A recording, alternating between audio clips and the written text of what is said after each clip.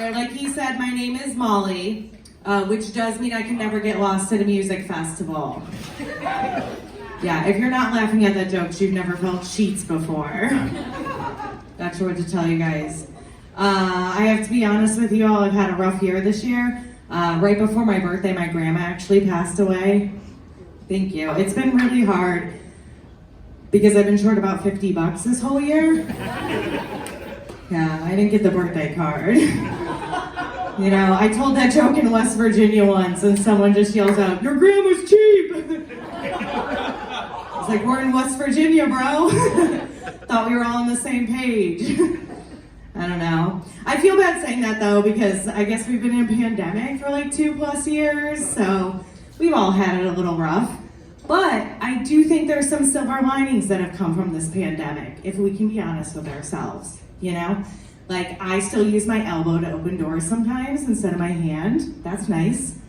I've noticed some of the more polite male comics have started manually jerking off the microphone instead of deep-throating it like they used to do. Very welcome change. And I still find myself Googling things like, can you get COVID from swallowing the cum of someone else who has COVID? The internet is inconclusive. So go for it. It's my medical advice for you all. No, I do think there's one group of people in particular that have had it the worst this pandemic, and I don't think we talk about them enough. And that's the Amish youth. Right? Just imagine them going on a Rumspringa summer 2020, and they roll up to the first bar they can find, and they try and order a drink, only to find out they can't read the menu because they don't have a phone to scan the QR code. You know, it was really hard on them. Like, they're just trying to drink all the drinks and do all of the drugs so they can choose between their family and electricity forever. Yeah, and the best thing they can get their hands on is some ivermectin from their local town vet. Maybe some Tiger King merch if they're lucky. Like, I just don't think it was the Rumspringa they imagined. But anyway, enough about the Amish youth. More about me. I did grow up in Northeast Ohio. Any other suburb people? Yes. Where are you from? Elyria, that's not where I'm from. Anyone else want to try? I heard something. Chardon. Oh, Painesville. There we go, that's my buddy. Let's go. I have a story about Chardon. We used to actually steal the C from your football field so it would say "hard on" before games. Yeah. No, you're done. That was it. Football's back though, are we excited? Yes. I did just check the score before getting on stage. We are currently losing to the Jaguars in our preseason game. The Browns are, in case that wasn't clear. Not Painesville versus Chardon. That's not where we're at right now. We are losing, that's a bummer. Any Browns fans in the house? Yes. Are people, okay, any Browns fans before we got Deshaun Watson in the house? There we go, that's the clap I wanted. I did find out that Deshaun Watson, he actually has a foot fetish. Did you guys know this? Yeah, it makes sense because that's the only body part you can see when he's face down on a massage table. Yeah, that's rough. I didn't tell you guys this yet, but I did live in DC for 10 years. And people would find out, oh, weird, cheers for DC, let's go. No, when I lived in DC though, people would find out I'm a Browns fan. And they would talk to me the same way they talk to women running for office. They'd just be like, "Aw, you're still doing that? Good for you." But I just tell them, I'd be like, "Look, Browns fans make the best wives, you know, because we're used to being disappointed about a third of the year, right? So wipe up some Browns girls." It's the way to do it. I am a little embarrassed to tell you guys that I did first get into football to impress a guy. Little more embarrassed to admit that it worked. Oh, my dad and I have never been closer. Yeah, so 10 out of 10 would recommend football for girls with daddy issues. Give them the ball and they'll stay off the pole, you know? That's a thing, right? No, I do like football. Football's funny though, because it always makes me think about mascots. Any furries here? No. This girl's definitely been with a furry. That was a strong reaction. What was your favorite mascot you ever hooked up with? Nothing. Nothing. No, I think mascots are weird, but mostly because I had a really weird high school mascot. Any guesses? Chardon can't answer. A bird? Did someone just say a bird? Just like a straight up bird, not a specific bird, just a regular bird. No, my mascot was actually a beaver.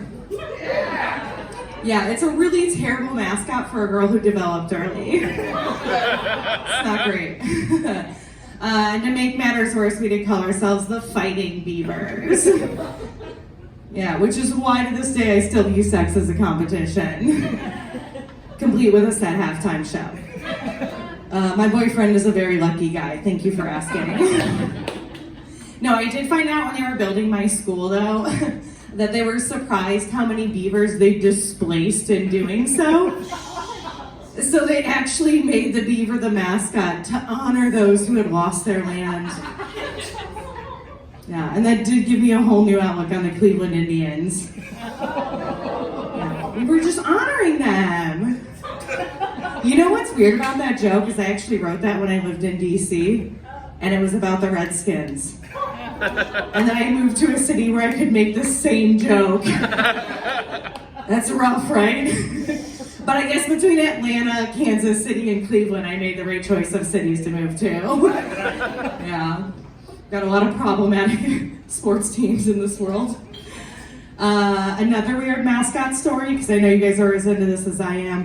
Have you guys heard of the University of Maryland Terrapins? Okay, the girl who hooked up with mascots also knows about terrapins. Is that who you hooked up with? A turtle? Oh, she agrees. She's like, yes. I like it slow in bed. Let's go. Now, if you're not familiar, the terrapin is actually an Algonquin word for edible turtle, which at best sounds like a bad strain of weed. Or what your grandma might call tossing a salad, you know? But I did look into this when I was high one day, because that's what you do when you're high. In the 18th century, terrapins were so plentiful in Maryland that the slaves at the time actually rose up and protested being served them as their main protein source. Yeah, I don't know how much history you guys know here tonight, but the slaves had a lot of shit going on. And they took the time to protest terrapins. And then Maryland made that their mascot. This is America, folks. Welcome. And then this girl hooks up with a terrapin. She is whistling. I am just like tarot card reading her right now, figuring her out. Are you like a Libra? I don't know what that means. I'm sorry, I was just making a weird joke. We thought we'd get a laugh. All right, more about me. I did live in DC for 10 years. People clapped it up for DC earlier. Yes, let's go. I gotta be honest, I did learn a lot when I first moved there. Like really important stuff, like that we don't do nutrition that well in the Midwest. Do you guys know this? It took me leaving Ohio to learn that corn is not a vegetable. Yeah. Did you just figure this out, Terrapin Girl? It's a grain. She knows it. That terrapin hooked her up with some knowledge. Yeah, no, it is a vegetable. My family, though, we do nutrition terribly. We have about 10 recipes that call for an entire box of Cheez-Its. You know, and then we cover that in shredded cheese. And then I drizzle ranch all over that. This body is brought to you by Hidden Valley. That's what I'm trying to say. Yeah, like I'm pretty sure if condiments had no calories, I'd be a supermodel instead of a stand-up comedian, you know? Because ranch is the only thing holding me back from that. I do got to get out of here in a minute, but I did want to tell you guys that I am an organ donor. Anyone else? Yes. Okay, good people. Let's go. Why are you an organ donor? Because they were like, "You want to be one?" And I said, "Yeah." They asked her if she wanted to be one, and she said yes. So true. This was great material for the set. Thank you so much. I'm glad you checked that box after someone asked you. Now, I'm an organ donor, but I think I did it for the wrong reasons. I actually signed up to be an organ donor, if I'm being honest, because I want to look really skinny in my casket, you know? Like, take everything out, put nothing back in, bottle ranch under my arm, and I'm all set. You guys have been wonderful. My name is Molly Fratz.